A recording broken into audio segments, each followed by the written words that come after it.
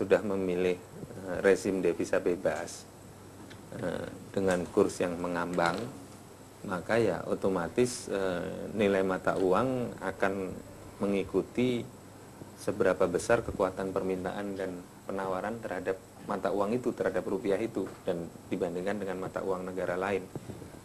Sumber permintaan mata uang itu misalkan untuk permintaan rupiah tentunya berasal dari transaksi-transaksi domestik, orang perlu pegang rupiah, ya. Investasi untuk ke domestik orang perlu pegang rupiah, ya. Nah, sumber penawarannya ya dari money supply yang ada yang dikelola oleh Bank Indonesia. Nah, di sisi lain sumber permintaan terhadap falas, misalkan dolar, ya berasal dari para importir, perusahaan-perusahaan yang mempunyai utang dalam bentuk falas, dia perlu falas, dia harus bayar, ya, dan juga pembayaran-pembayaran lainnya. Ya, kekuatan ini yang kemudian nanti akan secara teori akan menentukan bagaimana keseimbangan di pasar.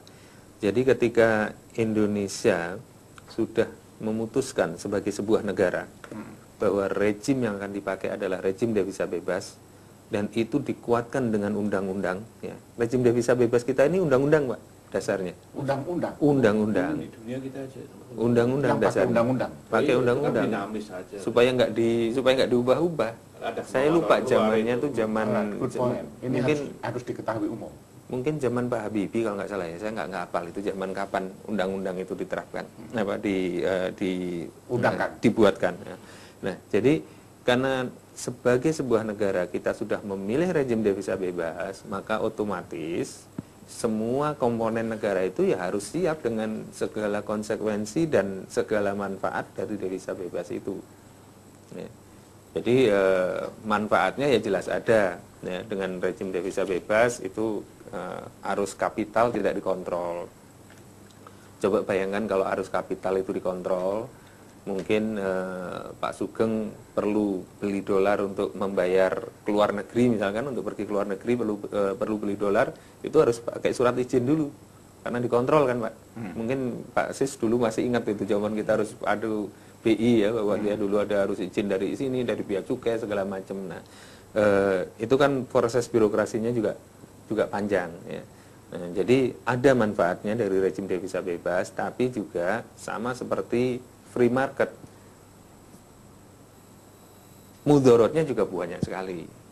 Nah, kita ini ibaratnya pengen dapat manfaatnya, tapi tidak siap dengan mudorotnya. Alright, good point. Kalau sudah siap dengan mudorotnya, ya artinya sudah siap bahwa satu saat nilai rupiah itu akan menguat, satu saat akan merosot. Harus siap.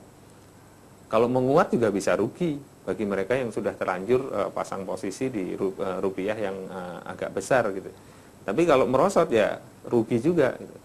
Nah, rejim devisa ini semakin besar lagi pengaruhnya bagi negara kita. Karena apa? Karena lembaga yang memfasilitasi transaksi itu adalah perbankan. Perbankan kita juga semakin liberal, semakin banyak dikuasai oleh asing. Perbankan Indonesia ini salah satu yang paling liberal di dunia loh, Pak Sugeng. Di kita itu orang asing boleh memiliki saham sampai 99%, malah sebenarnya bisa sampai 100% karena tidak ada batasan. Sampai 99% dari seluruh saham satu bank. Orang asing boleh.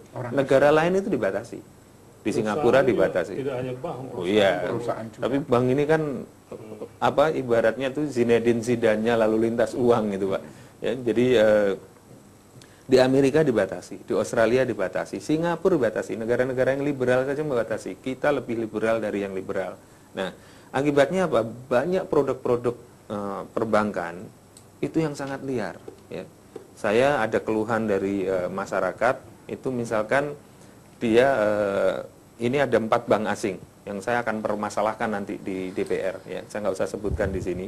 Ada 4 bank asing yang menawarkan produk itu, Pak Fuad.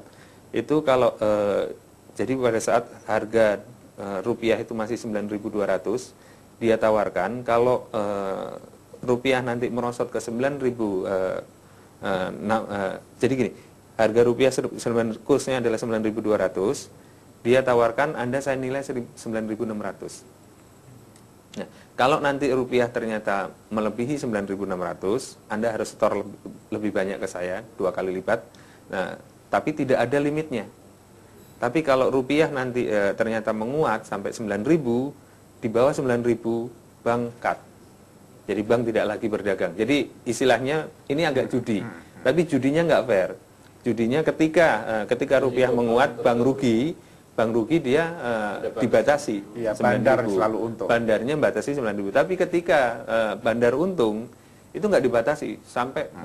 Jadi akhirnya dia punya motivasi dari bank itu untuk mendorong supaya rupiah makin lama makin ini dan makin anjlok. Dan saya mendengar itu ribuan di salah satu bank asing, ya, bukan bank asing, bank rekap yang dibeli oleh asing.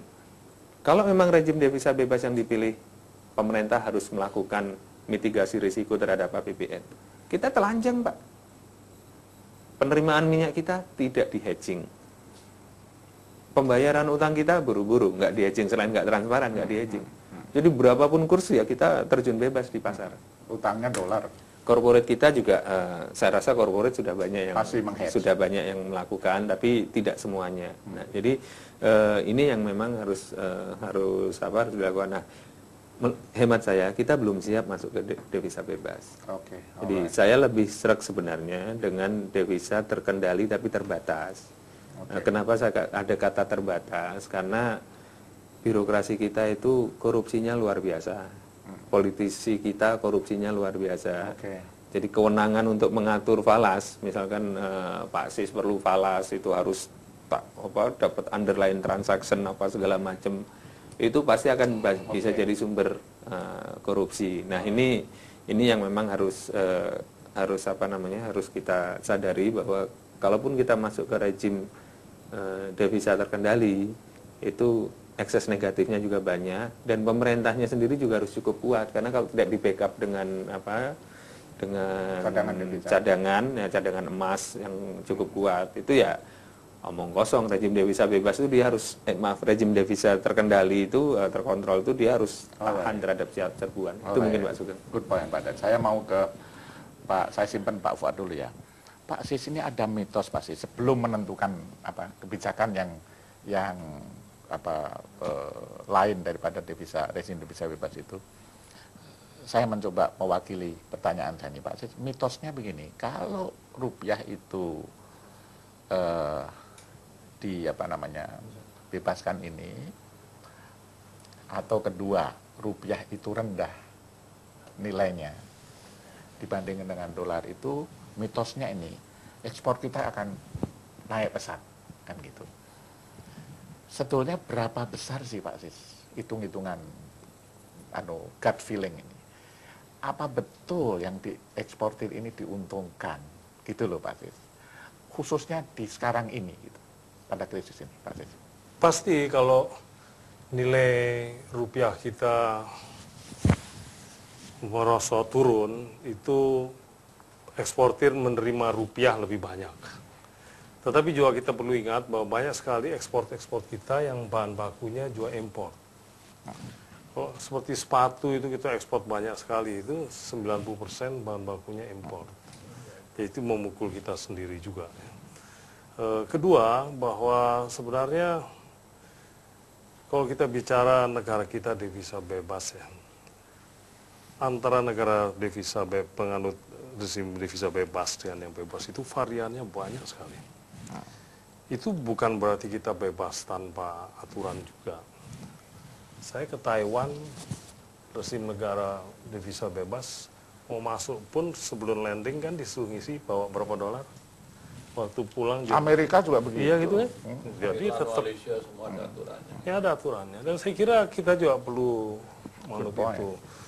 Satu. Kedua saya lihat Pak ya, pukulan pada rupiah sekarang ini, seperti yang tadi Pak Derajat sebutkan, kita mengambil pilihan begitu, tetapi kita tidak siap untuk menjaga kepentingan nasional dari pilihan yang kita ambil. Saya ingin memberikan beberapa contoh. Kita mengekspor tahun 2007 tembus 100 miliar, saya bahagia sekali itu. Tapi saya dalami ternyata yang pakai LC hanya 15%. Good point. 85% itu tanpa LC. Artinya apa? Devisa yang diperoleh dari ekspor itu tidak mengendap di dalam negeri. Saya eksportir, tapi rekan saya pembeli